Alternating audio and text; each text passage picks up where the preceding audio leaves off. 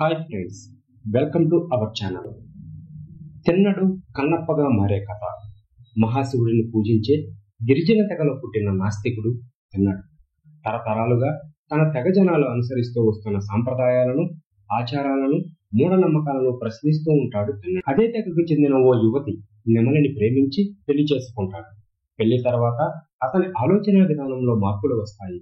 నాస్తికుడైన తిన్నడు పరమ శివభక్తుడుగా ఎలా మారాడు? తిన్నడి మనసులో తేజోలింగాన్ని వెలిగించిందెవరు? వాయులింగం అంటే ఏమిటి? దానికోసం ఎందుకని తెగల మధ్య పోరాటం జరుగుతుంది? తిన్నడు కన్నప్పగా ఎలా మారాడన్నదే కన్నప్ప కథ. గిరిజన నాయకుడు తిన్నడు కన్నప్పగా ఎలా మారాడనే విషయం చాలా మందికి తెలిసే ఉంటుంది. తెలిసిన కథను ఆసక్తికరంగా తెరకెక్కించడంలో దర్శకుడి ప్రతిభ తెలుస్తుంది. ముఖేష్ కుమార్ సింగ్ ఈ పరీక్షలో పాస్ అయ్యాడనే చెప్పొచ్చు. అయితే తిన్నడి జీవితం తెగలు మధ్య జరిగే ఆధిపత్య పోరు వంటి సన్నివేశాలతో ఫస్ట్ హాఫ్ మొత్తం నిండి ఉంటుంది. ఈ కారణంగా ఫస్ట్ హాఫ్ కొంచెం స్లోగా సాగుతుంది. సెకండ్ హాఫ్ లోనే అసలు కథ మొదలవుతుంది. ప్రభాస్ ఎంట్రీ నుంచి సినిమాలో వేగం పెరుగుతుంది.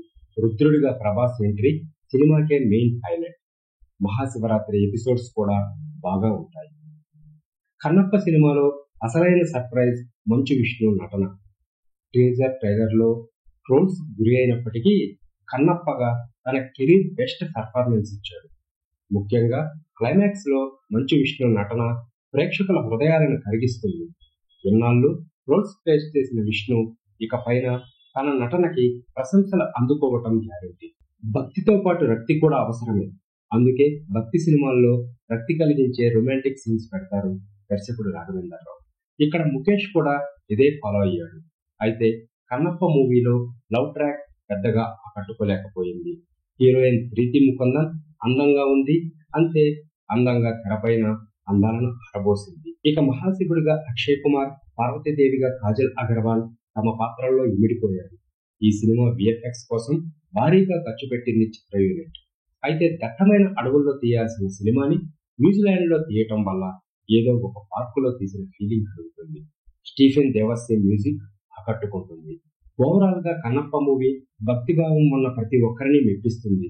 ఫస్ట్ హాఫ్ స్లోగా సాగిన సెకండ్ హాఫ్ ఆకట్టుకుంటుంది. ముఖ్యంగా Prabhas episodes, climax, Manchu Vishnu performance Kannappa మూవీకి main highlights. Dialogues first half మీద ఇంకాస్త ఫోకస్ పెట్టి ఉంటే చరిత్రలో నిలిచిపోయే సినిమా ఉండేది.